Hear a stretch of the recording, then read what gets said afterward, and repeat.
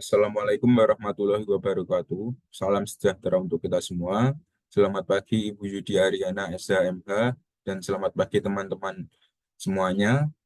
Sebelumnya saya ingin mengucapkan terima kasih karena telah diberikan waktu untuk melakukan presentasi. Sebelum melakukan presentasi, izinkan saya untuk memperkenalkan diri. Perkenalkan, nama saya Nurkolis Amrullah dengan NIM K6423056. Di sini saya ingin mempresentasikan mengenai bab 3 yaitu hakikat dan teori negara. Yang pertama adalah hakikat negara. Negara adalah masyarakat atau wilayah yang merupakan satu kesatuan politis, atau negara adalah lembaga pusat yang menjamin kesatuan politis itu dan yang menata dan menguasai wilayah itu. Ne- Kemudian untuk teori negara, satu yaitu teori negara formal. Teori ini memandang bahwa negara sebagai sebuah lambang formal dengan sudut pandang normatif dan yuridis, dan negara ini dikaji dengan memperhatikan konstitusi dan aturan yang ada secara struktur kelembagaan yang terpola secara formal. Kemudian untuk yang kedua, itu adalah teori negara kapitalistis klasik, di mana pertemuan antara pandangan kapitalisme klasik Adam Smith tentang pengaturan masyarakat oleh tangan tak tampak, invisible hand, dan pandangan demokrasi konstitusional tentang negara penjaga malam. Dalam teori ini memandang bahwa negara adalah organ kemasyarakatan dengan peran yang kecil, dan fungsi negara didefinisikan secara umum sebagai agen pelayanan sosial kemasyarakatan atau social service. Kemudian untuk yang nomor tiga itu adalah teori negara kapitalistis klasik. Teori ini dikemukakan oleh Karl Marx. Dalam teori ini, negara dipandang sebagai badan yang tidak mandiri dan tidak memiliki kepentingannya sendiri.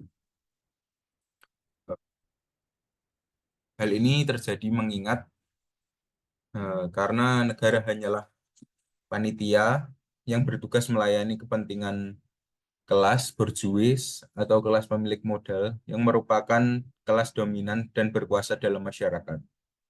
Negara berfungsi sebagai manajer yang mengelola kepentingan kelas borjuis. Kemudian yang nomor 4 adalah teori negara Bonapartis. Teori ini merupakan versi yang lain dari teori negara Marx, dan teori ini dihasilkan dari studinya tentang negara di Perancis di bawah Louis Bonaparte. Dalam teori ini, negara tidak juga dipandang sebagai alat kelas yang berkuasa dan negara tidak juga dipandang menjadi manajer pengelola kepentingan kaum borjuis. Hal ini terjadi mengingat negara memiliki kemandirian relatif guna untuk mempertahankan kemandirian relatif yang digunakannya untuk mempertahankan sistem kapitalisme. Lalu untuk yang nomor 4, teori negara pluralis, di mana teori ini memandang negara sebagai alat yang netral dari faktor-faktor sosial politik yang menguasai atau mempengaruhi negara. Eh, Jadi paham ini menekankan peran penting dari heterogenitas suatu masyarakat-masyarakat yang terdiri dari beragam kelompok kekuatan sosial politik yang saling berinteraksi. Kemudian untuk nomor 6 yaitu teori negara korporatis. Teori ini memandang negara sebagai pertemuan antara faktor kemandirian negara-negara. Di sini negara tidak dikendalikan oleh kepentingan dan golongan-golongan dalam masyarakat dengan faktor partisipasi masyarakat. Negara melibatkan masyarakat dalam wujud konsultasi yang dilembagakan sehingga terbentuk semacam kelompok oligarki. Kemudian untuk yang nomor 7 yaitu adalah teori negara strukturalis, di mana teori ini memperlihatkan bahwa negara memiliki kemandirian secara relatif, biasa yang disebut dengan teori otonomi relatif negara. Kemandirian negara dianggap lahir karena terjadi konfigurasi struktural dari kekuatan-kekuatan di dalam kehidupan kemasyarakatan. Kemandirian negara ini bersifat relatif itu muncul sebagai hasil dari perubahan sosial dan bukan negara sendiri yang membentuknya. Kemudian yang terakhir adalah teori negara organis, di mana teori ini memperlihatkan bahwa negara memiliki kemandirian yang besar. Negara bukan hanya pencerminan tuntutan dan kepentingan masyarakatnya. Dalam teori ini, negara berperan aktif dan mengambil kebijakan secara tidak demokratis.